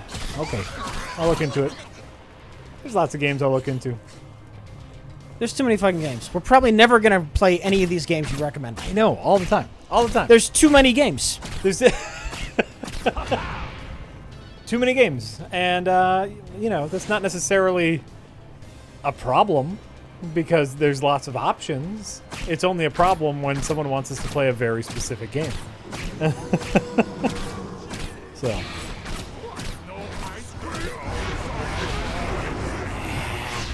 You know, David, you know, people, I like sour beer too. Sour beer is becoming very fashionable at the moment, and I like it. Sour beer is the new IPA, and I'm down with it. As far as what beer is in vogue at the moment. Come on. When are you going to play Injustice 2? Right? Fucking right. Alright. That monster killed all my archers, but fortunately, I hit the break point, so they revived. Oh, nice. Show me the talent to expose yours. So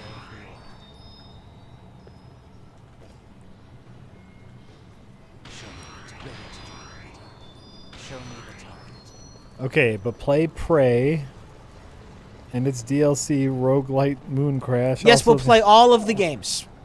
Thank you. Thank you, all of them. Didn't forget it. Just add orcs and blend. And Shadow Warrior and Bulletstorm and I know. Yeah. I know. Yeah. And any game that you want to just, you know, get some enjoyment out of. Then you need those too. Like, I finally got to a different island in Witcher 3, and it's a whole new game for me. It's great. It's fucking great. I finally got out of the starting area in Witcher 3. I'm having a great time. I definitely had sex on a unicorn, which I was really excited about. With Yennefer. I don't know why there was a stuffed unicorn in Yennefer's room.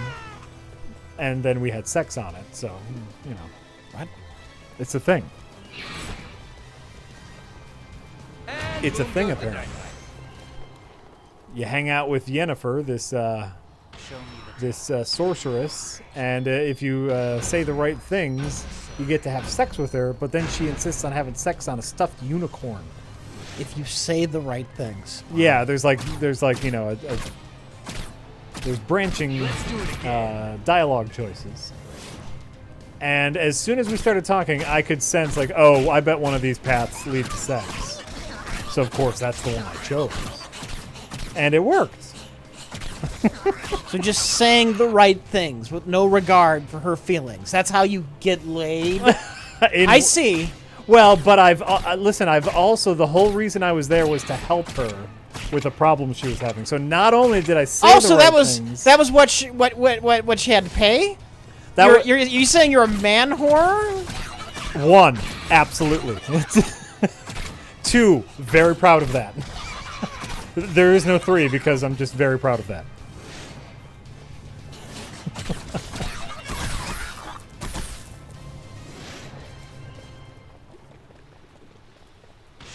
Oh, I'm going to try to romance both Yennefer and Triss. Of course I am. And I romanced that other blonde-haired witch lady. Even though after sex, she drugged me and left me on the shore of the beach. Mildly dumb. To steal stuff. Making it all happen.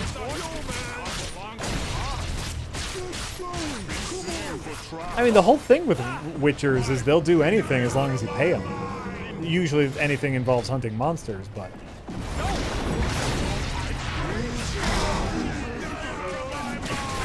Shit.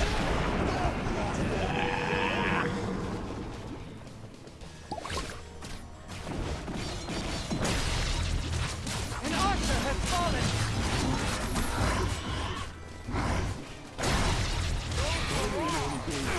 This is not good. This is not good. There it goes again. Did you invite her to Care Moorhen? I might have. I don't remember. I'm gonna have my comeuppance if I try to romance Triss. I'm gonna have my comeuppance. Oh, I hope not. It'll be fine. I'm sure it'll be fine.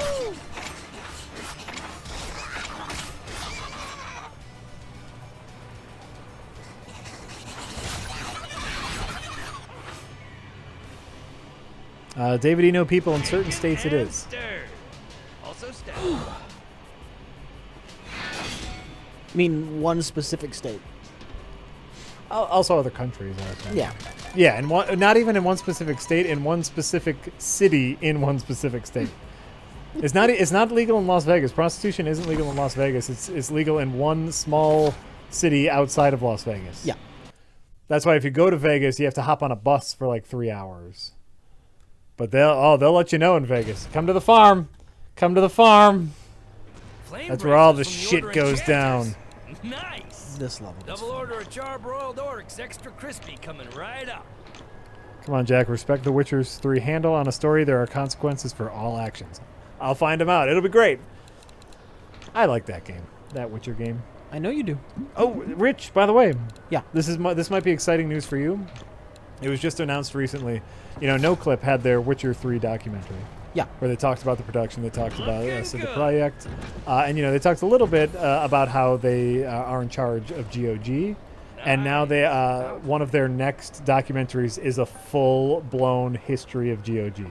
Oh, nice. You make Yeah, the I'm really right excited for it. decision. So just Happy like hunting. everything GOG does, how they find older games, how they make them run on modern systems, how they get the rights to stuff. It's going to be a really neat no-clip doc. You know. They're breaking through.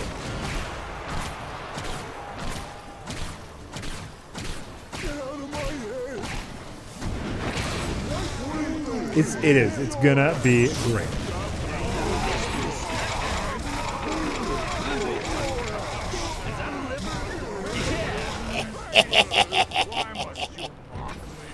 Picnic time. The last thing you'll ever see. It's great. People are asking if we can turn the FX volume down a bit. Really? That's what they're asking. All right. That's what they're asking, Rich. They're saying the quips are killing them. Ah, they're great. Just that. Just even that. Like, just down a little bit. Witcher 3 is the most recent one. Yeah, Witcher 3, The Wild Hunt. I've been having a great time.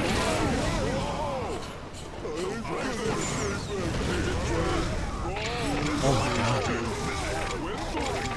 Oh, Jesus Christ. It's a massacre. No. By design, Jack. By design. And see, this is what I wanted in like in our shop simulator. I wanted to control the crowd movement. This is exactly the kind of thing I was talking about. But instead of like burning the customers alive, it would lead them right to the sale rack, and then they'd have to like buy stuff off of the impulse buy sack or whatever.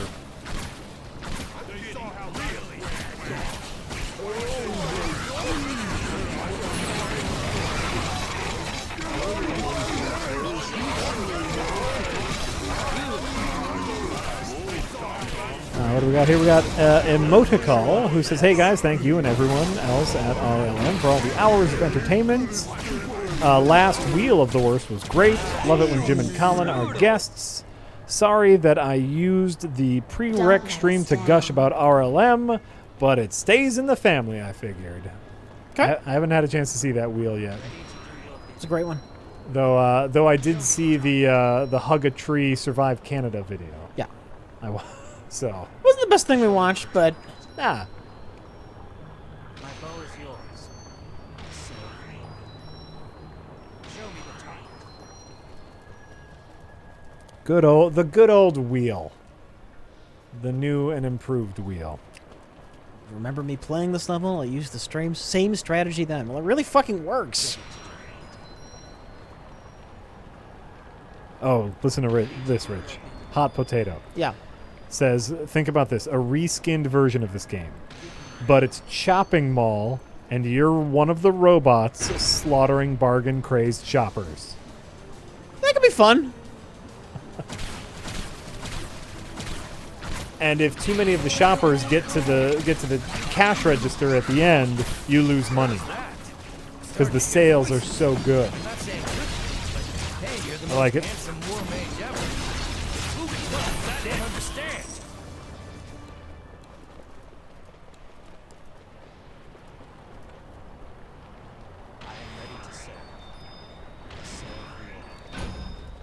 What do I think of Gilbert Godfrey?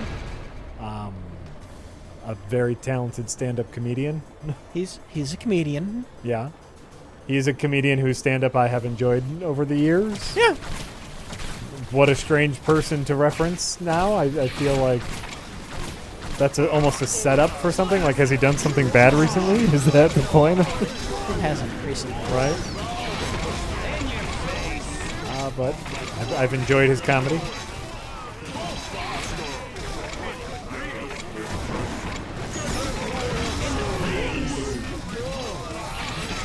Jesus Christ, Rich. I know. It's brutal. Yes. It's great. That's great. It's fun. No, well, you have a plan. You're enacting your plan, and it's working. That's great. It's great. Chuck Fox says, Jack, what was it like working with Christian Bale? I hear he can be a little intense.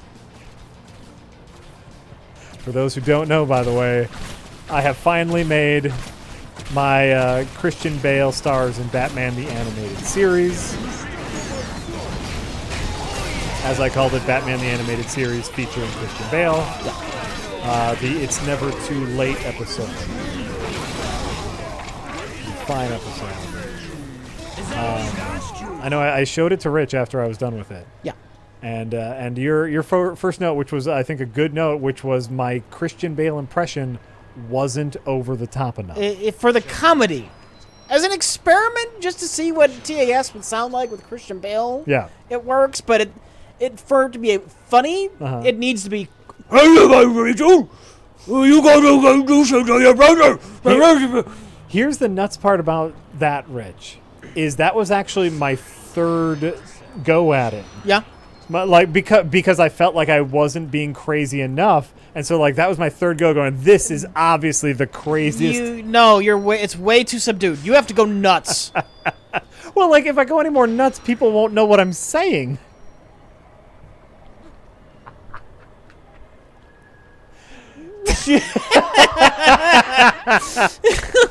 But will that work for 20 minutes is the question, right? I think it should just be. Well, okay, it doesn't have to work for 20 minutes because Batman barely says anything in that episode. I know, which is the great part about it. So that's not a problem. It wouldn't get old.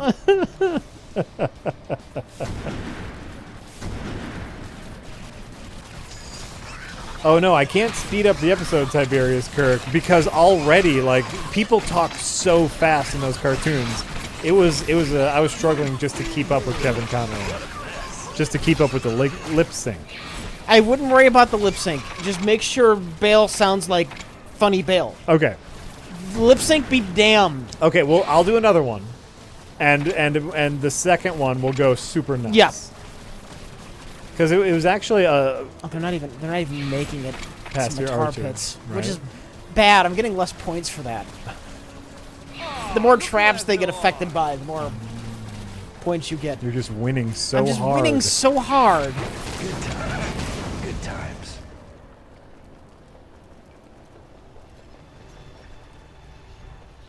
Jack wants more copyright checks. No, I can't. I uploaded it to YouTube, to my YouTube channel. And I set it to private, and within 30 seconds, had a copyright claim on it. Yeah. But at first, Warner Brothers just wanted to track it. Like, they were okay with it existing, they just wanted to track the numbers. Okay, no problem. But then Warner Brothers Television said that it couldn't be shown anymore. They shut it down completely. And I did try to dispute it on YouTube, where I said I think this falls under fair use.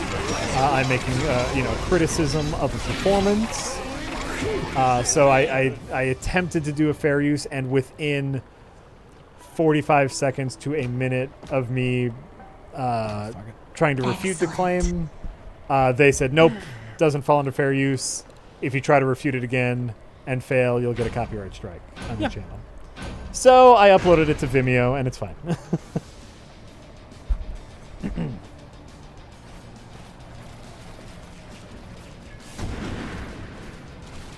But the amount, the thing that bothered me, obviously, like, some people have been rightfully pointing out the irony that I usually do side with YouTube when it comes to these kinds of recordings. And by the way, YouTube is still well within their right to take down whatever video they want. But I was less commenting on, like, the fact that it was a copyright strike, and more commenting on the fact that it was clearly bots that were doing this. There was no human involved with my video being taken down, which is a little crappy. A little present for you, one for you, and one for you.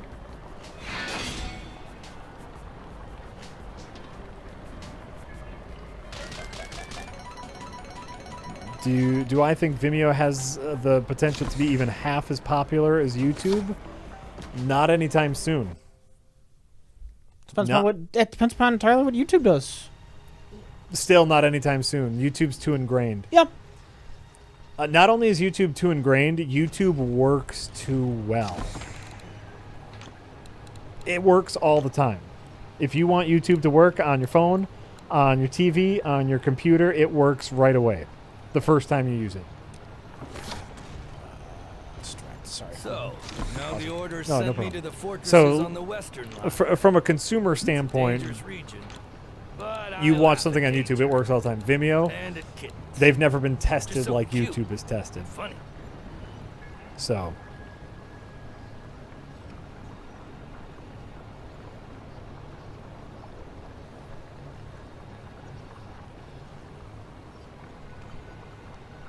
Oh, this map is crazy. but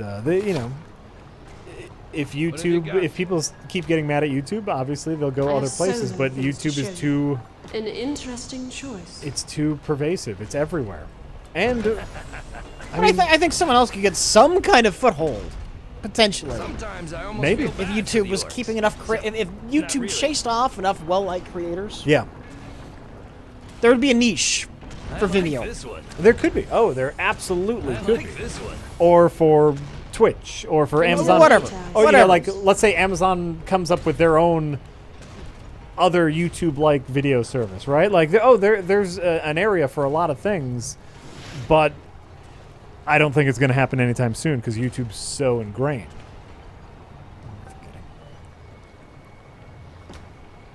Is that all? Thanks, Kustos Deliri. Thanks for coming to the stream. We appreciate it. The YouTube is crazy. I was looking up some stats because I was talking back and forth with some people on Twitter about YouTube and how they handle their business, right? The current YouTube stat is there is 300 hours of video uploaded to YouTube every minute. Yeah. 300 hours every minute. And because YouTube is, for the most part, generally stable, at any point you can watch some of that video and it will work 99% of the time. And so YouTube has itself a foothold in a market that it can't even compete in. YouTube is in the red constantly.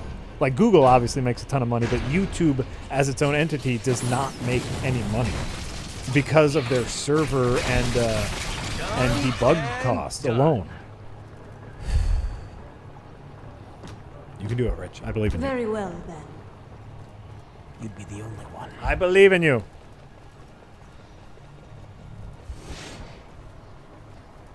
So, we need... In order for someone to be a true competitor with YouTube, they need to have an insane amount of resources available to them to have just the server space to hold that kind of video and to play back with efficiency, right? Stop pushing.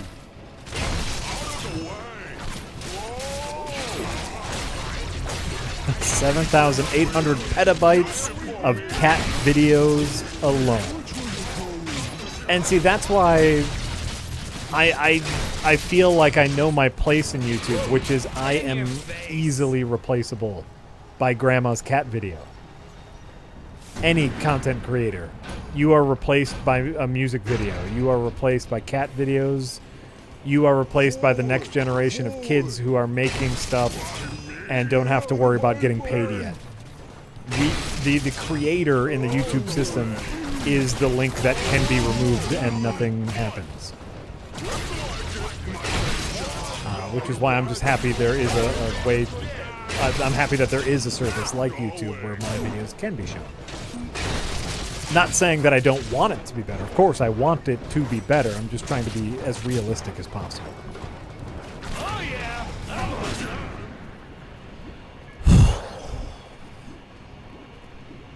In a perfect world, there would be some human on the other end of a copyright claim going, you know what, maybe this isn't a gray area.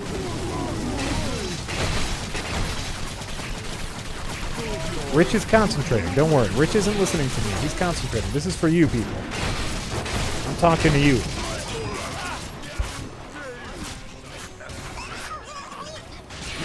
There was an interesting article about YouTube and it's YouTube Red, or now it's called YouTube Premium, their YouTube Red service, where if something like, if less than 25% of their viewer base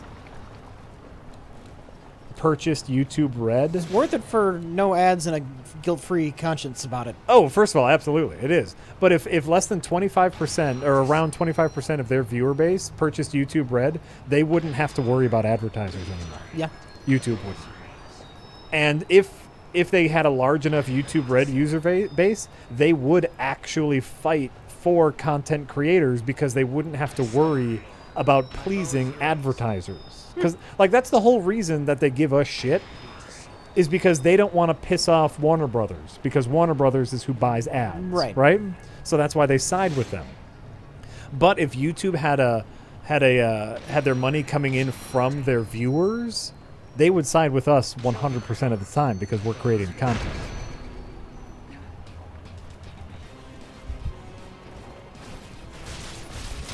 Because that's where their money would be coming in from.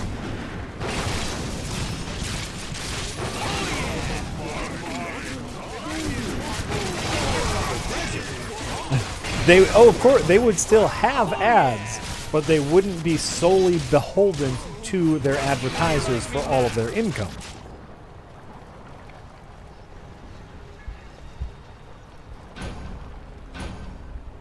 Is what I'm saying. What I'm saying is they'd be more inclined to take our side, the creators' side. I think. That's just because I'm full of hope and optimism.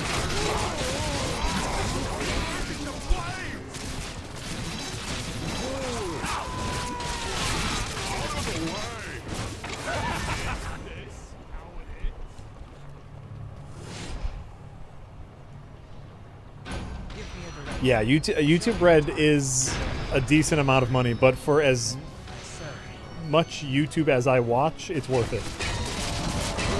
It's absolutely fucking worth it. Just think about how much YouTube you watch every day, and you start to realize that it's incredibly worth it for an ad-free experience. I really like it for their music app. Like, it's a great way to listen to just about any album you want to listen to on YouTube Red. It's great. And it is. It's called YouTube Premium now, not YouTube Red anymore. It's a worse name. YouTube Premium? Yeah. Step right this way, Mr. Orc. YouTube Red, though, does sound like a porn site. Okay. How about some of this? I don't know how many. Decoration. Maybe. Treat for you. Yeah, that's all. You know, everything's fine. Yeah. All right. Give me a direction to serve.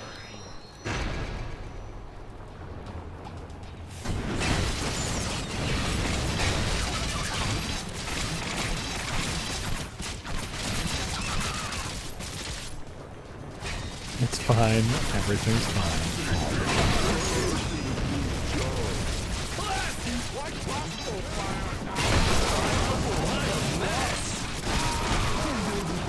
There's nothing worth watching on Netflix anymore. You are absolutely wrong. There is constantly stuff to watch on Netflix. They are constantly putting out quality entertainment. That's the perfect dance right there. You got a little nuts there at the end. Yeah. Yeah, I know. That level's kind of a bitch. You're welcome, Twitch Evans. I'm glad